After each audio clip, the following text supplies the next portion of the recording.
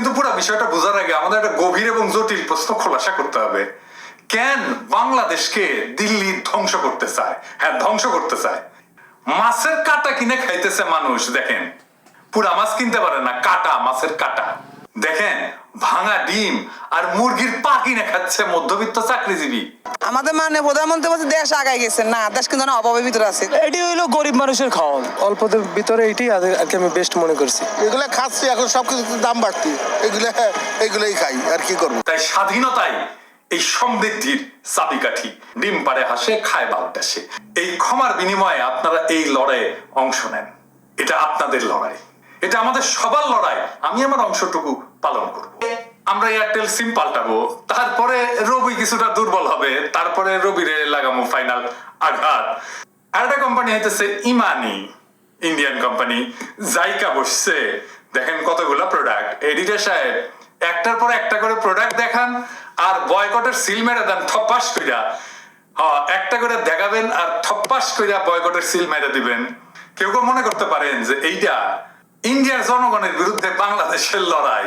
না, এটা একেবারেই না। কিন্তু পুরো বিষয়টা বোঝার আগে আমাদের একটা গভীর এবং জটিল প্রশ্ন খোলাসা করতে হবে।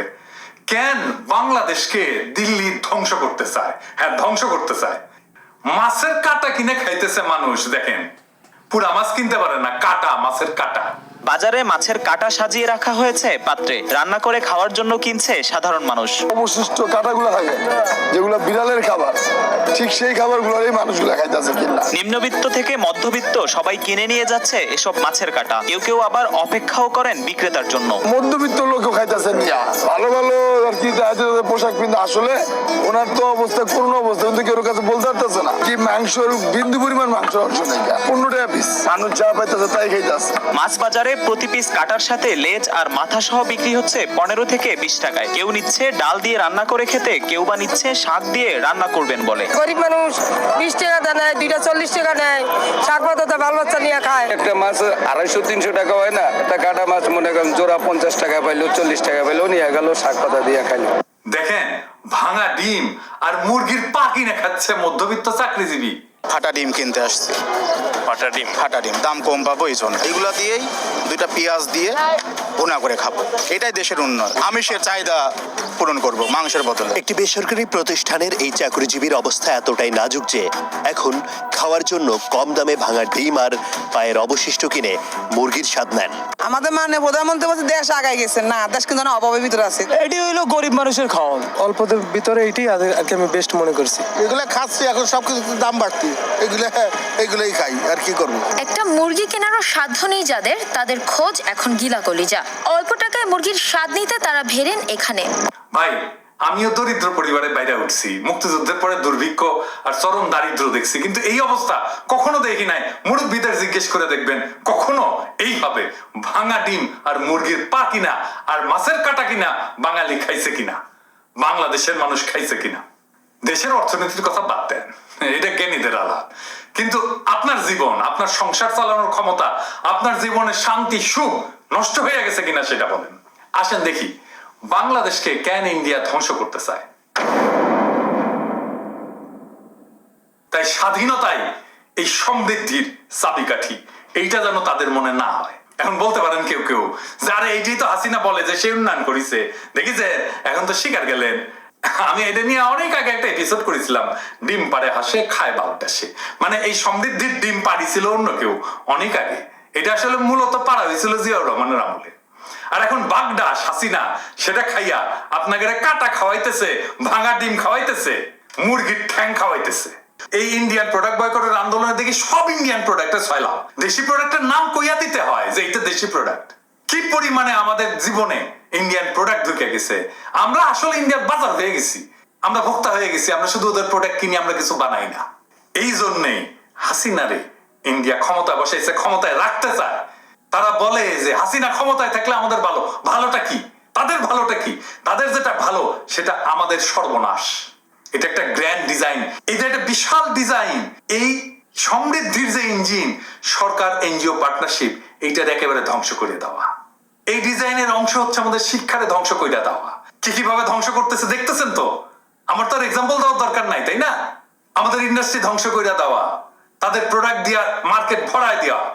যদি এই শয়তানি পরিকল্পনা, শয়তানি ডিজাইন সফল হয়, তাহলে আমরা যা যা সমৃদ্ধি অর্জন করেছিলাম, এই ইঞ্জিন আমাদের যতটুকু টেনে নিয়ে আসছে সব তো ধ্বংস হবেই। আমরা আস্তে আস্তে পিছনের দিকে যাইতে শুরু করব। ভূতের পা নাকি পিছন দিকে থাকে, তোরা সামনে আগায় না, খালি পিছে যায়। এবং আমরা পিছাইতে পিছাইতে ওই আমাদের চারপাশের ইন্ডিয়ান দরিদ্র রাজ্যগুলোর সমান হইয়া যাব। এটাই ইন্ডিয়া চায়, এটাই দিল্লি চায়।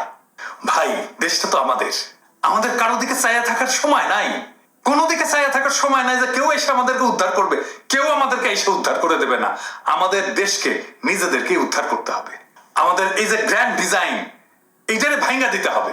এটা আমাদের নিজেদের লড়াই, এবং আমাদের লড়াই করতে হবে, পাল্টা আঘাত করতে হবে আমাদের যা কিছু আছে তাই দিয়া। এবং এই ভারতীয় পণ্য বয়কটের আন্দোলন, এইটা আমাদের লড়াই। আমাদের হাতে আছে আমাদের পারচেস পাওয়ার, কেনার ক্ষমতা। এই কেনার ক্ষমতাটাকেই আমরা ব্যবহার করব ইন্ডিয়ান ভারতীয় পণ্যের বিরুদ্ধে। এটাই আমাদের সবচেয়ে বড় অস্ত্র। যদি আমরা 18 কোটি মানুষ এই পণ্য বয়কটের আন্দোলনে নামি, বাংলাদেশ হইতেছে ভারতের 4র্থ বৃহত্তম রপ্তানি বাজার। এই বাজার যদি ধ্বংস হইয়া যায়, মনে রেখেন ইন্ডিয়া মাজা ভেঙে পড়ে যাবে, মোদিও মাজা ভেঙে পড়ে যাবে। যদি আমরা সবাই এই লড়াইয়ে অংশ নেই।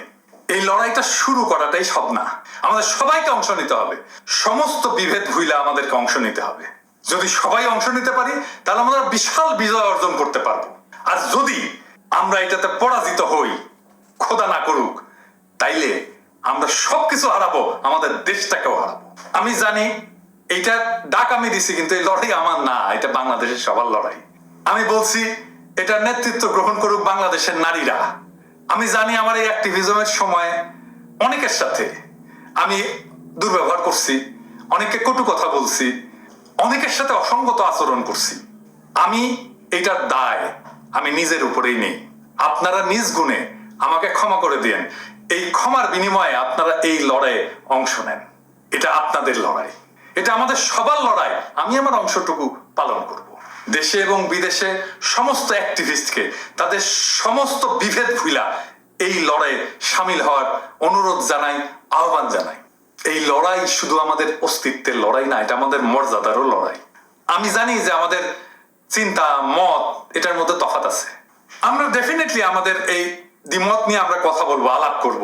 সবাই একমত হইতে হবে তার তো কোনো কথা নাই, কিন্তু দেশকে বাঁচাইতে হবে, আমাদের মর্যাদার জীবনকে রক্ষা করতে হবে, আমাদের মাতৃভূমিকে বাঁচাইতে হবে। এই প্রশ্নে তো কোনো দ্বিমত নাই। আজকে যখন আমরা অধিকার হারা হইয়া গত 15 বছর ধইরা নাগরিক অধিকার হারা হইয়া আমাদের মাতৃভূমি ধ্বংসের কিনারে এসে দাঁড়াইছে, আসেন আমরা সব ভুইলা আমাদের সবার হাত একসাথে কইরা বিজয়ের লক্ষ্যে আগায় যাই।